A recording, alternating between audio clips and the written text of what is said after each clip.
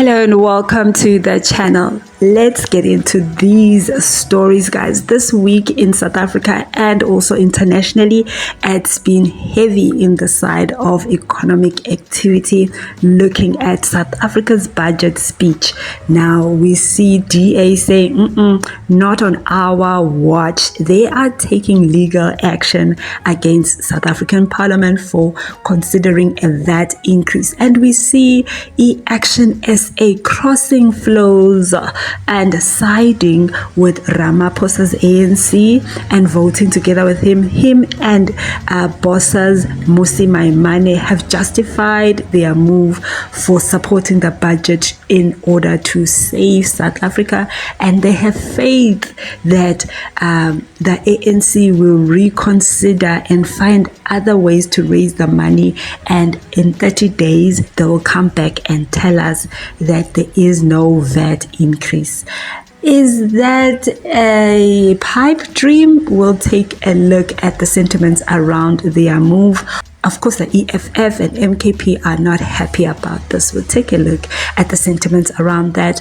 Also, looking at the fact that Donald Trump, guys, has set out tariff wars against a lot of countries. But what was most notable is that Lesotho is up there on the toppest among the world. That country that Donald Trump said he does not know where it is got the highest tariff, right?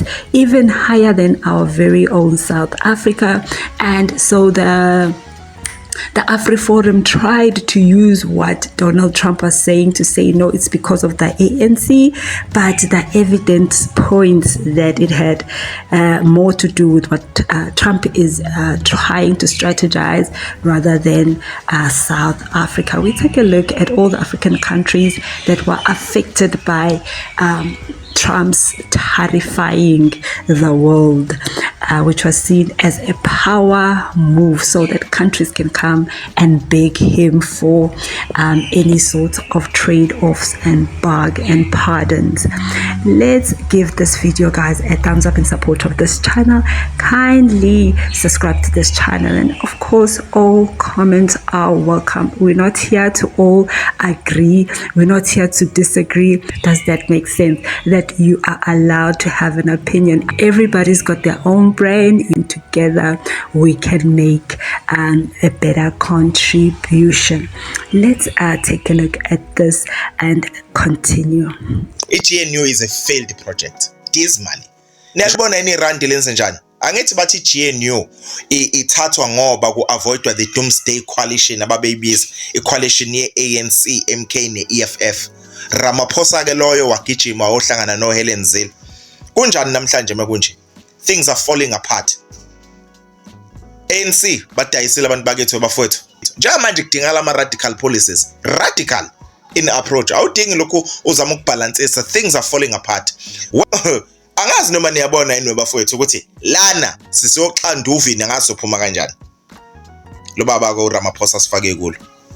Donald Trump initiated a trade war with 185 countries. 185 countries.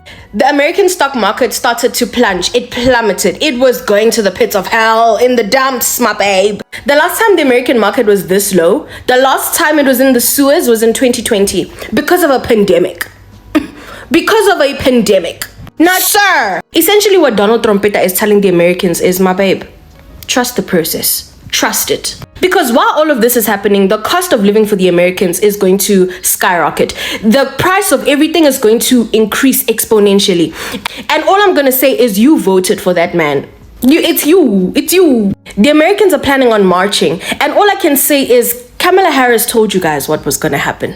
You didn't believe her. With everything that is happening, on top of that, the Americans still have a TikTok ban in full effect. As of the 5th of April, Saturday, they might not have TikTok. Now, Donald Trump was also asked in regards to the TikTok matter, and he said, yeah, we're in talks. We have some deals rolling. Yeah, trust the process, guys. So yes, there you have it. Of course, very strong views coming through because this affects people's pockets, and it starts off with what Trump is doing in America. In the latest tariff wars launched by the United States of America on the 2nd of April, Lesotho has been hit the hardest with a whopping 50%, being the highest in the 185 nations. Now, Trump has shocked the world by giving Lesotho the highest percentage in terms of tariffs in Africa, guys.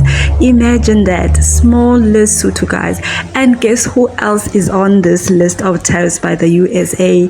Not Botswana. Botswana is in there. Remember when Botswana was there in the USA smiling? And guess who else is in there?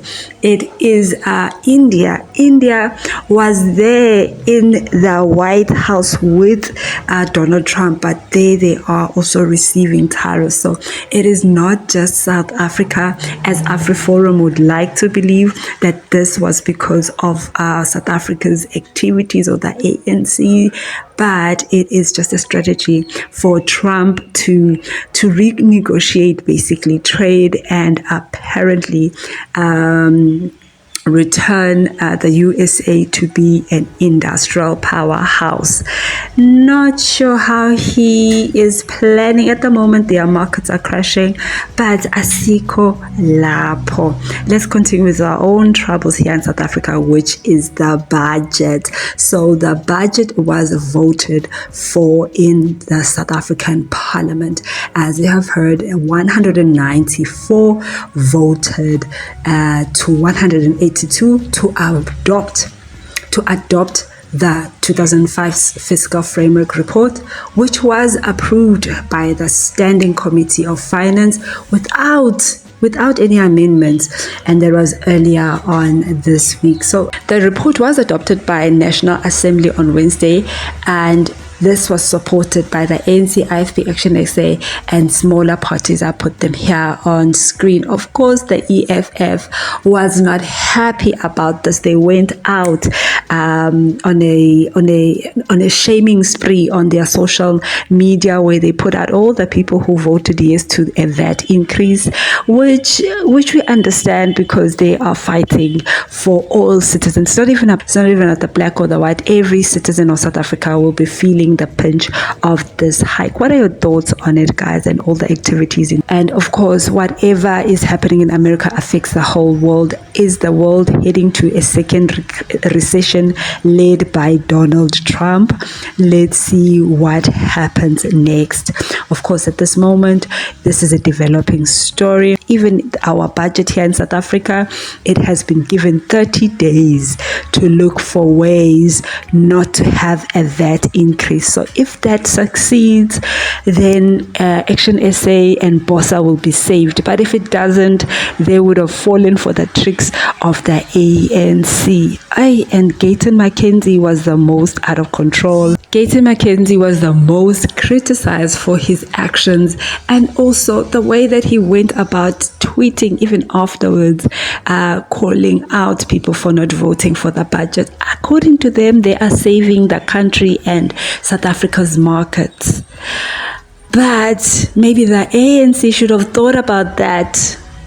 Hey guys, please give this video a thumbs up. At the moment, we are still in limbo. There are 400 seats in Parliament, and the fact that the colored Congress absconded and did not vote, and also MKP is accused of not appointing 10 MPs.